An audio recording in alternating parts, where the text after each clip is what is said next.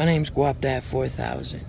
Currently, my life is spiraling out of control. I openly disrespect others verbally, and I'm terrible at saving money. Before Guapdad 4000 would drop his debut album, Dior Deposits, and be featured on Dreamville's Revenge of the Dreamers album. I don't trust anybody.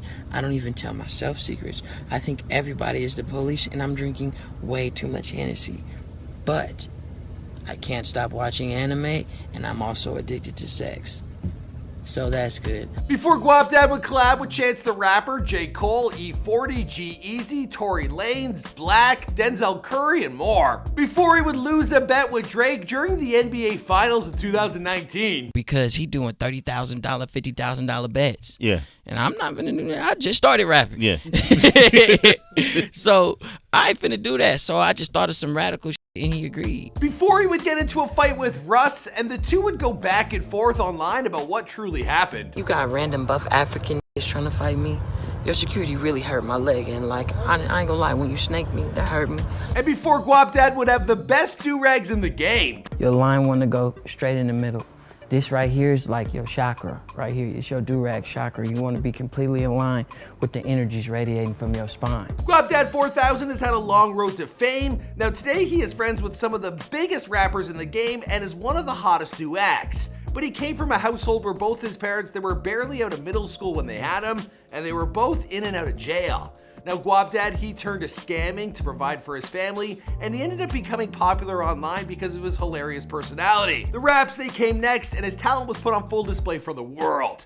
What's going on, guys? It's your boy Michael McCrudden, documenting the life and career of Guapdad 4000 prior to fame. Here for you, of course, before they were famous. Now there's a whole new wave of artists coming into the game, and we're doing our best to keep up. Last week we dropped a video on the TikTok girl Ashniko, and our Rodway video, it's been doing some big numbers. Now as always, you guys need to let me know who to do next in the comments down below. You can also find me on social media at McCruddenM on Twitter or Instagram. And if you tweet at me, you might be surprised how fast they get back to you. All right, let's get into this video. And it looks like the writers, they gave me a trivia question. What is Guapdad's deadliest battle weapon? Yeah, I'm obviously not talking about a real battle, but place your guesses in the comments down below. All right, now let's get into this video.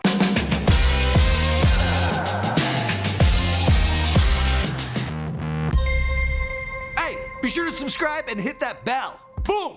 Guapdad 4000 was born Akeem Hayes on July 27, 1992 in Oakland, California. Now, speaking more about where in Oakland he grew up, he stated, I'm from West Oakland, specifically. West Oakland, what street? Yeah, 10th Street. 10th Street. Tiffin Like, Adeline. I grew up on Tiffin Adeline. My family from the bottoms. Looking at some throwback photos, he left the caption, I've been a weirdo all my life. I was born on a different frequency than the rest of you. My papa had a mouthful of gold teeth, preaching game to me while I watch anime. And in another one, no wonder why I love Asian Islander girls. My Lola introduced me to that beauty. I come from beautiful people. And the dude ain't lying. Can you hand me the Hennessy? Where's the Hennessy? Let's get that going.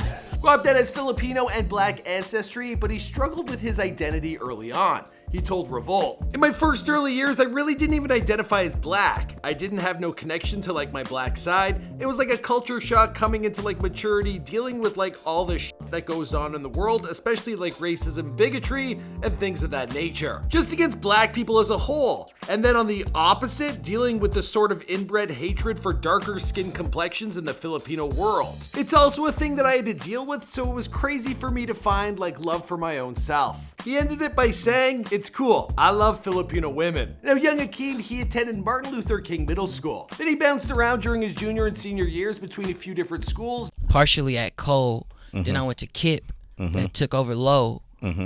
High school, I was at a private school, IHS in San Francisco. okay. For almost 3 years. Then I was bouncing around and ended up graduating from Tech. Now he says that he always did really well in school, but there was a lot going on in his home life. Now Guapdad's mom, she was only 14 when she had him, and his dad was just 16 years old. Now both of his parents, they were in and out of prison, and at a certain point, well, they were both locked up at the same time. My pops was doing what he was doing, and then he moved into more like fraudulent activities. Okay. After my mama was doing it. My mama used to rob banks and shit. Now his parents were both in his life, but it was a while before his father was able to be a real dad to him. Now, Guapdad says he doesn't blame his dad because he was so young and he learned a lot from watching the situations play out. So Guapdad's grandparents, they took care of him, and he shares how grateful he is for Lola every chance he gets. Shout out to Lola. Times were hard while growing up, and with siblings and grandparents to take care of, well, that's when Guapdad allegedly turned to scamming. Now that includes shoplifting, credit card swiping, and selling stolen goods to make some money. Now, he told the Hundreds in an interview, the feeling of successfully completing a scam is actually hella crazy because it's a rush.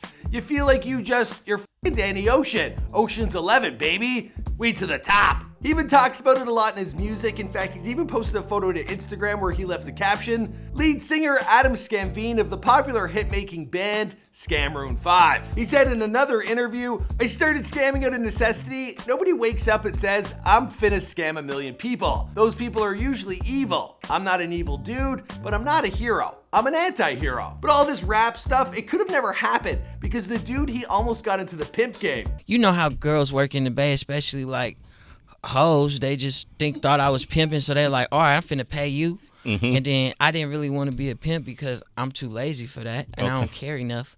So I was like, we finna start scamming. Luckily, he stuck to scamming and making music. Now, growing up, Guapdad, he was influenced by artists like Dom Kennedy, Pharrell, Kanye, and Bay Area legend Mac Dre. His first ever song was recorded in the 6th grade with his music teacher, Mr. Cuevas, and he says the song was trash, but it was a start. Now, from there, he began rapping and eventually making his own beats. He also began experimenting with auto-tune and claims to have watched a lot of T-Pain tutorials to learn how the program works. Makes sense. What's up, everybody? It's your homeboy T-Pain, chillin', willing to be killin' on penicillin. Now, besides music, Guapdad, he's actually a really good artist. He's an illustrator, he's a painter, and we actually found some of his old sketches from like 5 years back. Take a look. There's this one. Oh, that's nice. Woo, he's into the Joker. I love it. There's this. Dude's really talented, and there's this. I'm Guapdad 4000, and you're now painting with a Scam Ross. You know what I'm saying? We just put this little here. You know, I use this for blush, so look. Oh my God, I'm so shy, look. Now, Guapdad was a big anime fan and he loved Pokemon. Just a fact. Speaking more about his tastes, he stated, this is the age of weirdos, and I'm a complete strange guy. I got a lot of urban appeal because I'm from West Oakland, but my taste is 100% Asian in terms of media and cuisine because I grew up in a Filipino and black household. And I've always been obsessed with Japan because of the cartoons and manga. Now, Guapdad, he actually applied to the prestigious University of Berkeley and he got accepted. But things, well, they weren't so simple based on his past. I applied for Berkeley senior year, got in. They did a home visit on me. That's when they need to prove that you actually in the residence that you say. And it didn't work for me, so I just ended up at Tech. Now, after high school, Guapdad, he began organizing local parties. In around 2014, Guapdad was also hanging out with fellow Bay Area artist Lamzu, and they began working together in the studio. He even co-wrote the hook for this song. Now, Guapdad, he was being featured on songs and going under the rap name Akeem at the time. But his hilarious stories and videos online, well, they helped him grow a loyal following on MySpace and Tumblr. And his following, they followed him over to Instagram after hilarious videos like this one where he enjoyed some Hennessy during his 24th birthday party, getting showered in bills, while listening to none other than the Pokemon theme song. He also began tatting up his body and building up his image. There was this one, and now there's that one. Oh, look at him there. Oh yeah, good for him. Oh yeah, Guapdad. Okay, all right. Oh. Maybe we're gonna need to see a tattoo tour. Good for you. Eventually he decided to switch things up and he started going under the moniker of Guapdaddy. Now, I Am Sue, he featured on one of Guapdad's early songs from back in 2015. The song got 20,000 plays on SoundCloud. He was also working on music with Steve Cannon as well, and at one point he was selling beats for $150 and he was performing shows locally. Then in 2016, he worked with Young Pinch. Now, Guapdad, he moved from Oakland to LA while looking for an opportunity in the music business. He told XXL that moving to LA was the most important moment for him, well, emotionally. When he moved out there, he had nothing but $20 in his pocket. He says the biggest difference between the two is the Bay Area is the hub for intellect and creativity, LA is the hub for industry and execution. Smart words. The kid, no wonder he got into Berkeley. Now, while he kept working on music, it was his personality on Instagram that was getting him noticed. Now, people were just loving Guapdad being himself. The other day, I bought a Gucci lighter. I don't smoke, but it's baller as f***. And I realized I am this Gucci lighter. On the outside, I'm designer. On the inside, I'm lit as f***. By the summer of 2017, he had 40,000 followers on Instagram. He was able to find a studio in LA that he lived in while recording his debut project. Then on December 6, 2017, he released the mixtape, Scamboy Color. Guapdad, rock the Guapdad, Guapdad in the Hennessy. Scamboy Color, Scamboy Guapdad, Guap, it's what Guapdad. He signed with Sam Lancaster in Township Management, who helped him take his brand to the next level, but it was a mixture of Guapdad's music and his personality that made him really blow up. He's a likable guy. Just ask Wale, Big Sean, Chance the Rapper, J.I.D., J. Cole, and any other of the big rappers who he has friendships with. I mean, even Drake showed love to Guapdad, and the two had a real bet going on. And we even found a picture of him hanging out with Kendrick Lamar from way back in 2013. There's also one of him hanging out with Erykah Badu. This is from 2014. Now we found an old video of him talking about how he almost got into a fight with some big J. Cole fans. And this nigga walk up to me like, hey, do y'all like J. Cole?